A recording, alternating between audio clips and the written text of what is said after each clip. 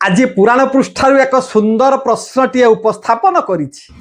प्रश्नटी कौन ना सीता हरण हेबा पूर्वरु राम जानिले किपरि।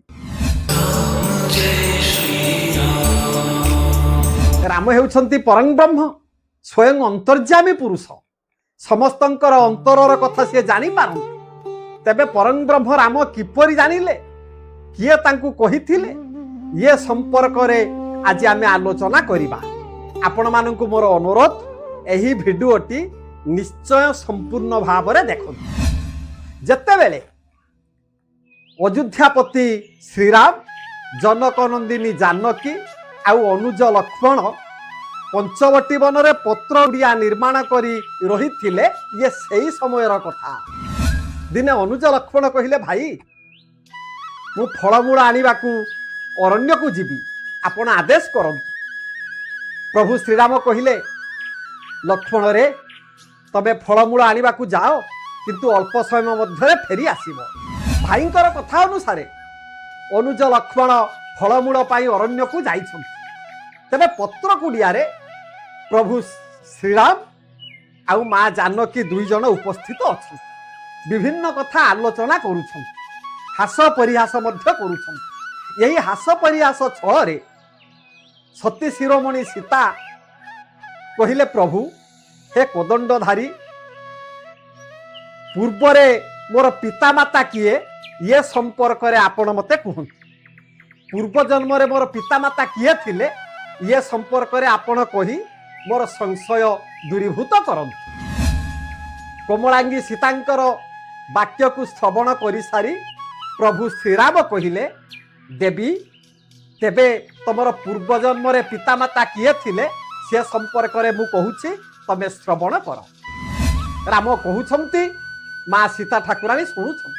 श्रीराम कहिले, पूर्व जन्म रे तमर पिता थिले कुशध्वज राजा, माता थिले बालावती।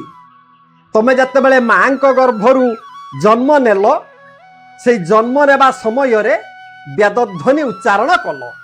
तेणु तमर पिता माता तुमको वेदवती बोली नामकरण कराई देले।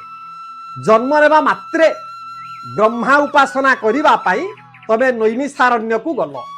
सही नैमिषारण्य रे जुग जुग वर्ष वर्ष धरी तमे तपस्या कल। तमर तपस्या एते प्रगाढ़ हैला जे ब्रह्मलोक रे ब्रह्मांकर आसन प्रकंपित हैला। तेणु सृष्टिकर्ता ब्रह्मा हंस पृष्ठ रे आरोहण करी तम पाखरे उपस्थित हेले। ब्रह्मा कहिले, हे वेदवती, तमे काहेकि ये घोर निर्जन स्थान रे तपस्या करूछ कुह। वेदवती कहिले, हे चतुर्मुख ब्रह्मा, मु स्वयं विष्णु को स्वामी रूप रे पाइबा पाई तपस्या करूछि। विष्णु को व्यतीत मु अन्य स्वामी ग्रहण करिबि नाही। यह सुनी ब्रह्मा कहिले, हे वेदवती, यही जन्म रे तुमको विष्णु प्राप्त हेबो नाही, पर जन्म रे निश्चय विष्णु प्राप्त हेबो। यह कही चतुर्मुख ब्रह्मा मराल पृष्ठ रे आरोहण करी प्रत्यावर्तन कले देवलोक। एने वेदमतीर तपस्या धीरे धीरे बढ़िबारे लागिछि। वेदमतीर कन्या काल आसी उपस्थित हैला। बाल्य पौगंड जाई वेदमती यौवन काल रे पदार्पण कले। झियो मानकर कन्या समय केते बेले आसे, कर्मकांडर गुटिए सुंदर श्लोक मु कहूछि। आज्ञा, 8 वर्षा भवत गौरी, 9 वर्षा तु रोहिणी, 10 वर्षा भवत कन्या, अत ऊर्ध्व रजस्वला। 8 वर्षा भवत गौरी, गौरी कहते पार्वती। पार्वती 8 वर्ष रे रजस्वला हेथिले। 9 वर्षा तु रोहिणी, 9 वर्ष रे चंद्रंकर स्त्री रोहिणी से मध्य रजस्वला हेथिले। आ 10 वर्ष भवत कन्या, अत ऊर्ध्व रजस्वला। 10 वर्ष रु ऊर्ध्व हेले झियंकर कन्या काल समय उपस्थित हुए, अर्थात रजस्वला समय हुए।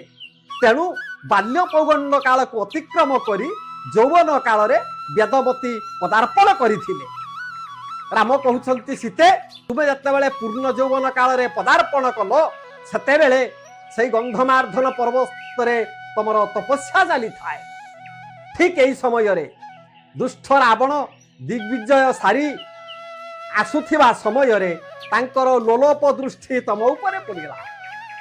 ତେଣୁ ସେ କାମାସକ୍ତ ହୋଇ ପ୍ରେମ କରିବାକୁ ଇଚ୍ଛା କରିବାରୁ, ତମକୁ ଆଲିଙ୍ଗନ କରିବାକୁ ଇଚ୍ଛା କରିବାରୁ ତମେ କ୍ରୋଧରେ ପ୍ରକମ୍ପିତ ହେଇ ଉଠିଲ ଏବଂ ଅଭିଶାପ ଦେଲ, ରେ ଦୁଷ୍ଟ ରାବଣ, ବିଷ୍ଣୁଙ୍କ ବିନା ମୁଁ ଅନ୍ୟ ସ୍ୱାମୀ ଗ୍ରହଣ କରିବି ନାହିଁ। ତୁ ଯଦି ଲୋଲୁପ ଦୃଷ୍ଟି ମୋ ଉପରେ ଦେଖିଲୁ, ମୁଁ ଏଇ ଅଭିଶାପ ଦେଉଛି, ମୋରି ଯୋଗୁ ତୋର ବଂଶ ବିନାଶ ହେବ। ଏହା କହି ବେଦମତୀ କନ୍ୟା ଆଜ୍ଞା ଗଙ୍ଗା ଜଳରେ ନିଜ ଜୀବନକୁ ବିସର୍ଜନ କରିଦେଲେ। ସେଇ ଗଙ୍ଗା ନଦୀ ଜଳରେ ବେଦମତୀ କନ୍ୟା ଭାସି ଭାସି ଯାଇ ଜନକ ଋଷିଙ୍କ ଆଶ୍ରମ ପାଖରେ ପହଞ୍ଚ ପଡ଼ିଲେ। ମା ପୃଥିବୀଙ୍କ ଗର୍ଭରେ ସେ ରହିଲେ। ଦିନେ ଜନକ ଋଷି ଯଜ୍ଞ କରିବା ନିମିତ୍ତ ହଳ କର୍ଷଣ କରୁଥିବା ସମୟରେ ସେଇ ଲଙ୍ଗଳ ମୁନ ବା ଲଙ୍ଗଳ ସେୟାରରୁ ତମେ ସୃଷ୍ଟି ହେଲ। ଜନକ ଋଷି ବଡ଼ ଆନନ୍ଦିତ ହେଇଗଲେ। ଲଙ୍ଗଳ ସେୟାରରୁ ସୃଷ୍ଟି ହେଇଥିବା ଯୋଗୁଁ ତମକୁ ସୀତା ବୋଲି ନାମକରଣ ଦେଲେ ଋଷି ଜନକ। ଜନକ ଋଷିଙ୍କ ଆଶ୍ରମରେ ତମେ ରହିଲ। ଦେବୀ, 3 ଯୁଗରେ ତମେ ଅବତାର ନେଇଛ। ସତ୍ୟ ଯୁଗରେ ବେଦବତୀ କନ୍ୟା ନାମରେ, ତ୍ରେତୟା ଯୁଗରେ ସୀତା ନାମରେ, ଦ୍ୱାପର ଯୁଗରେ ଦ୍ରୌପଦୀ ନାମରେ ତମେ ନାମକରଣ ହୋଇଛି। ଏହି 3 ଯୁଗରେ ତମେ ଅବତାର ନେଇଥିବାରୁ ତମକୁ ତ୍ରିହାରିଣୀ ବୋଲି କୁହାଯାଏ। ସୀତାଙ୍କର ଅନ୍ୟ ନାମ ମଧ୍ୟ ତ୍ରିହାରିଣୀ। ପରଂ ବ୍ରହ୍ମ ମର୍ଯ୍ୟାଦା ପୁରୁଷ ରାମ କହୁଛନ୍ତି, ପୃଥିବୀ ଝିଅ ପାର୍ଥିବୀ ମନ ଧ୍ୟାନ ଦେଇ ପ୍ରଭୁଙ୍କର କଥାକୁ ଶ୍ରବଣ କରୁଛନ୍ତି। ଏହି ସମୟରେ ସେହି କୁଡ଼ିଆ ପାଖରେ ଜଣେ ବ୍ରାହ୍ମଣ ଉପସ୍ଥିତ ହେଲେ। ରାମ ଯେତେବେଳେ ଦେଖିଲେ ଜଣେ ବ୍ରାହ୍ମଣ ଆସିଛନ୍ତି, ସଙ୍ଗେ ସଙ୍ଗେ ରାମ କହିଲେ, ହେ ବ୍ରାହ୍ମଣ, ତମେ କିଏ? ତମେ କାହିଁକି କୁଡ଼ିଆକୁ ଆସିଛ କୁହ? ରାମଙ୍କର ବିନୟ ସ୍ୱରକୁ ଶ୍ରବଣ କରିସାରି ସେହି ଛଦ୍ମବେଶୀ ବ୍ରାହ୍ମଣ ଜଣକ କହିଲେ, ହେ ସୂର୍ଯ୍ୟ ବଂଶୀୟ ମୌଡ଼ମଣି ମର୍ଯ୍ୟାଦା ପୁରୁଷ ରାମ, ଦେବତା ମାନେ ମତେ ତମ ପାଖକୁ ପଠେଇଛନ୍ତି। ଆଉ ଅଳ୍ପ ଦିନ ପରେ ସୀତା ହରଣ ହେବେ। ଲଙ୍କାଧିପତି ରାବଣ ସୀତାଙ୍କୁ ଆସି ହରଣ କରିବେ। ତେଣୁ ଦେବତା ମାନେ ମତେ କହିଛନ୍ତି ସୀତାଙ୍କୁ ମୋ ହସ୍ତରେ ଅର୍ପଣ କରନ୍ତୁ। ଏକଥାକୁ ଶୁଣି ମର୍ଯ୍ୟାଦା ପୁରୁଷ ରାମ ବଡ଼ ଆନନ୍ଦିତ ହେଇଗଲେ ଏବଂ ସେହି ଅଗ୍ନିଦେବଙ୍କ ହସ୍ତରେ ନିଜର ପତ୍ନୀ ସୀତାଙ୍କୁ ସେ ସମର୍ପଣ କଲେ। ଅଗ୍ନିଦେବତାଙ୍କ କୋଳରେ ସୀତା ରହିଲେ। ଏଣେ ଅଗ୍ନିଦେବ ଯୋଗ ଦେହରୁ ମାୟା ସୀତା ଉଦ୍ଭବ କଲେ। ଅର୍ଥାତ୍ ମାୟା ସୀତାଟିଏ ସୃଷ୍ଟି କରି ପତ୍ର କୁଡ଼ିଆରେ ଠିଆ କରାଇ ଦେଲେ। ଅଗ୍ନି ଦେବତା ପ୍ରଭୁ ରାମଙ୍କୁ କହିଥିବା ସତ୍ତ୍ୱେ ପରଂ ବ୍ରହ୍ମ ରାମ ଜାଣିଥିଲେ ଯେ ରାବଣ ଆସି ସୀତାଙ୍କୁ ହରଣ କରିବ। ଏହି କଥା ଅଗ୍ନି ଦେବତା କହିଥିଲେ। ତେଣୁ ଏହିପରି ଭାବରେ ଅର୍ଥାତ୍ ଅଗ୍ନିଦେବଙ୍କର କଥାକୁ ଶୁଣି ପରଂ ବ୍ରହ୍ମ ରାମ ଜାଣିଥିଲେ ନିଶ୍ଚୟ ସୀତା ହରଣ ହେବେ। ତେବେ ଦର୍ଶକ ବନ୍ଧୁ, ଆଜି ପାଇଁ ମୁଁ ରହୁଛି। ମୁଁ ଆଶା କରେ ପରବର୍ତ୍ତୀ ଭିଡ଼ିଓରେ ଆପଣଙ୍କ ସହିତ ସାକ୍ଷାତ ହେବ। ସେତେବେଳେ ଯାଏ ରହିଲି। ଯଦି ଏହି ଭିଡ଼ିଓଟି ଆପଣଙ୍କୁ ପସନ୍ଦ ଲାଗୁଥାଏ ବା ଭଲ ଲାଗୁଥାଏ, ସବସ୍କ୍ରାଇବ୍ କରିବାକୁ ଭୁଲିବେ ନାହିଁ। ରହିଲି। ଜୟ ଜଗନ୍ନାଥ।